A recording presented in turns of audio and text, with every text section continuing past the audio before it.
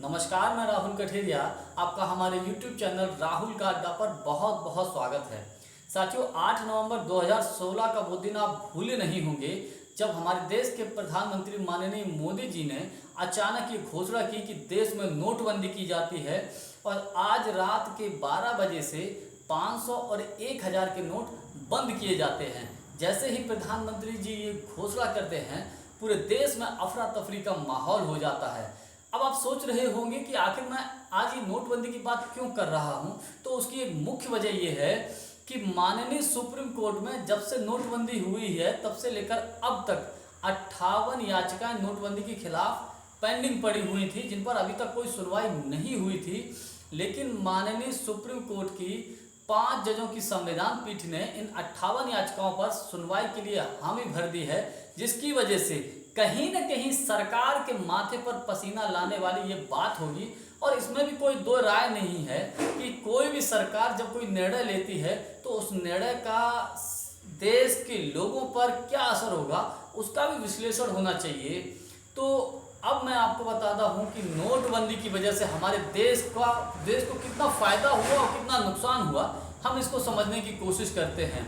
जब नोटबंदी हुई थी, देश में अफरा तफरी के माहौल के बाद अगले ही दिन देश का हर आदमी लगभग जिनके पास 1000 और 500 का नोट था, हर आदमी प्रभावित हुआ और अगले ही दिन बैंकों के सामने लाइन में लग गया।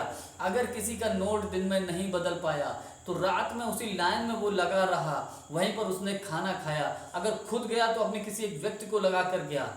ये कंडीशन थी नोटबंदी के दौरान।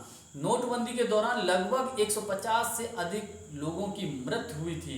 जानकारी के लिए मैं आपको बताऊं कि नोटबंदी के दौरान जो मीडिया सोर्सेस के हवाले से जो खबर है, 15 लाख लोगों का रोजगार चला गया था।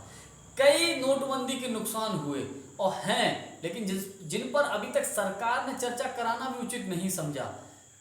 ऐसे मुद्दों पर, ऐसे नोटबंदी पर सरकार के मंत्री, विधायक और सांसद नोटबंदी के फायदे गिनाने लगे।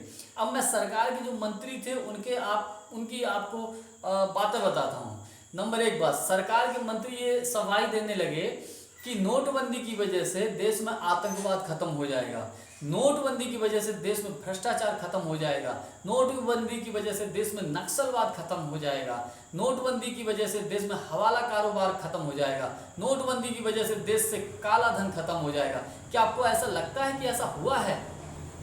ऐसा बिल्कुल भी नहीं हुआ है। ये मैं नहीं कह रहा हूं, ये मीडिया सोर्सेस के हवाले से ये आप खबर उठा के पढ़ लीजिएगा। बहुत कम ऐसा हुआ है। हालांकि नोटबंदी के दौरान देश के लोगों ने प्रधानमंत्री मोदी जी की मदद की, लाइन में लगकर खुशी खुशी अपना पैसा बदलवाया। लेकिन अगर नोटबंदी के दौरान सरकार को कोई लाभ नहीं हुआ, नोटबंदी की वजह से देश को कोई लाभ नहीं हुआ, जब ये बात लोगों को पता चलेगी कि बेवजह उनको लाइन में लगा के खड़ा कर दिया गया, तो लोगों को बहुत तकलीफ होगी। हो सकता है जो लोगों का समर्थन था सरकार के लिए, प्रधानमंत्री मोदी जी के लिए, वो खिलाफ भी जा सकता है। अब मैं आपको बताता हूं कि नोटबंदी के क्या नुकसान हुए। नोटबंदी की वजह से देश में हजारों लाखों लोग बेरोजगार हो गए। हम भारत में जो छोटे छोटे मीडियम साइज के जो इंडस्ट्रीज थी, छोटे छोटे उद्योग धंधे थे, वो ठप हो गए, वो बंद हो गए, जिसकी कंडीशन ये थी कि हजारों लाखों लोग बेरोजगार हो गए। नोटबंदी की वजह से ये भी संभावना है कि हजारों लाखों करोड़ रुपया जो है जमा ही नहीं हो पाया रिजर्व बैंक में या बैंकों में, जो ब्लैक मनी के रूप में बाहर रहा।